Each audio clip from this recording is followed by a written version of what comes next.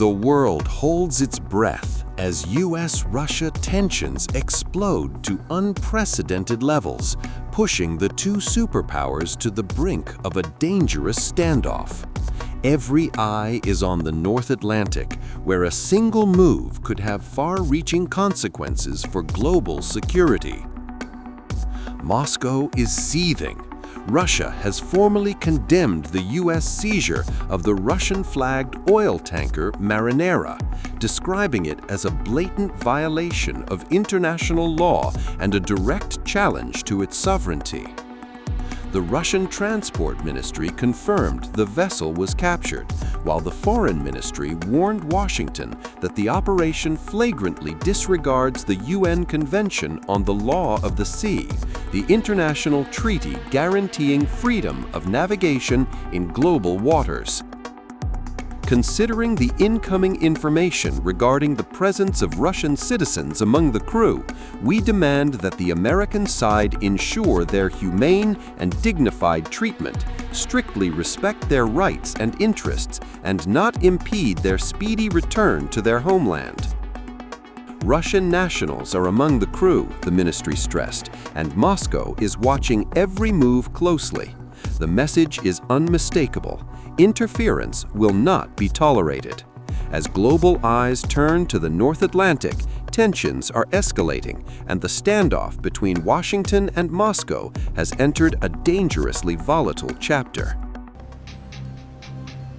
In a high-stakes maritime showdown, the U.S. military confirmed it has seized control of a Russian-flagged oil tanker in the North Atlantic, an operation driven by alleged sanctions violations and carried out after weeks of silent surveillance and relentless pursuit across open seas. The vessel, MV Bella 1, also known as the Marinera, was seized under the authority of a warrant issued by a U.S. federal court, according to a statement by the U.S. Army's European Command. EUCOM said the tanker was intercepted after being tracked by the U.S. Coast Guard cutter Monroe, with the operation carried out in coordination with the U.S. Justice Department, the Department of Homeland Security, and the newly renamed Department of War, formerly known as the Department of Defense. The command confirmed the seizure took place in international waters in the North Atlantic. U.S. officials say the Marinera is part of a so-called shadow fleet used to transport oil for sanctioned states, including Venezuela, Russia, and Iran. The tanker had reportedly evaded earlier attempts by the U.S. Coast Guard to board it in December, while it was operating in the Caribbean, and later crossed into the Atlantic Ocean. According to Reuters, the ship had slipped through a broader U.S. maritime blockade, targeting vessels carrying sanctioned Venezuelan oil. U.S. Defense Secretary Pete Hegseth underscored the administration's stance in a social media post, writing that the blockade of sanctioned and illicit Venezuelan oil remains in full effect anywhere in the world. Two U.S. officials told Reuters that both the Coast Guard and the U.S. military were directly involved in Wednesday's seizure. Russian state broadcaster RT reported that American forces boarded the vessel using a helicopter, publishing images of the aircraft hovering above the tanker. RT cited an unnamed source who said the ship had been shadowed by a U.S. Coast Guard vessel for weeks, and that at least one earlier attempt to intercept it was disrupted by severe weather conditions. As the operation unfolded, marine traffic data showed the Marinera edging closer to Iceland's exclusive economic zone, heightening the stakes by the hour.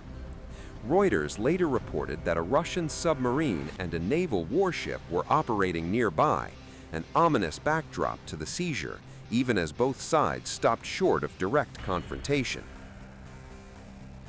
Speaking from Moscow, journalist Dmitry Medvedenko described the pursuit as a prolonged cat-and-mouse game, noting that there had been multiple failed attempts to seize the tanker in recent weeks. The Russian government has not confirmed whether it deployed naval assets to escort the vessel, but Russia's foreign ministry said it was closely monitoring the situation. The ministry, quoted by Russian state media, argued that the tanker was operating lawfully in international waters and accused the US and NATO of paying disproportionate attention to what it described as a civil vessel. Moscow called on Western nations to respect freedom of navigation under international maritime law.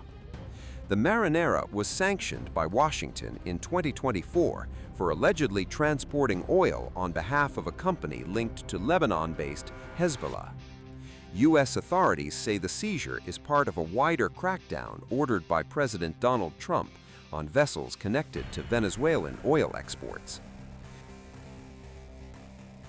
Separately, U.S. Homeland Security Secretary Kristi Noem announced that American forces also seized a second vessel, the Panama-flagged supertanker M. Sophia, in international waters near the Caribbean. Reuters reported that the ship had departed Venezuelan waters earlier this year and was operating with its transponder turned off while carrying oil toward China. Reporting from Washington, Al Jazeera correspondent Kimberly Hallcat described the dual seizures as a significant escalation, saying they signal a coordinated effort to intercept and detain multiple sanctioned vessels operating far beyond U.S. territorial waters. Just today, our forces not deployed to the Caribbean seized a boat, a sanctioned boat tied to the IRGC that tried to flee from us. That happened somewhere else. We are constantly involved in action. We have boats in the Mediterranean, we have ships in the Middle East, we have ships in the Indo-Pacific. These ships, if they weren't in the Caribbean, they'd be somewhere else conducting activity. Yeah. That's what the Navy does. I want to emphasize that question from CNN. The question's never asked how much does it cost when they're in the Mediterranean or the Red Sea or the Indian Ocean or the Pacific. But now that they're in our hemisphere, on a counter-cartel mission or ensuring that an indicted individual comes to justice, now you're asking the question of cost. It's a disingenuous question to begin with. You're trying to find any angle possible to undermine the success of one of the most historic military missions the world has ever seen. The level of sophistication that Senate just was briefed on, and the House was briefed on, a classified level, is something only the United States of America can accomplish.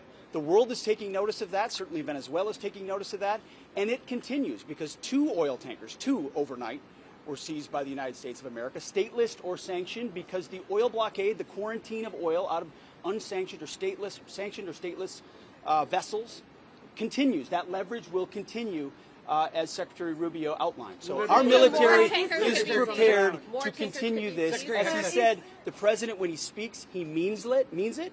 He's not messing around. We are an administration of action to advance our interests, and that is on full display. We're happy to brief the House. Two quick things, okay? Number one, because we have to go, because we got to brief the House, and if we don't and they're pissed at us, you guys better defend us. That was because we were talking to you.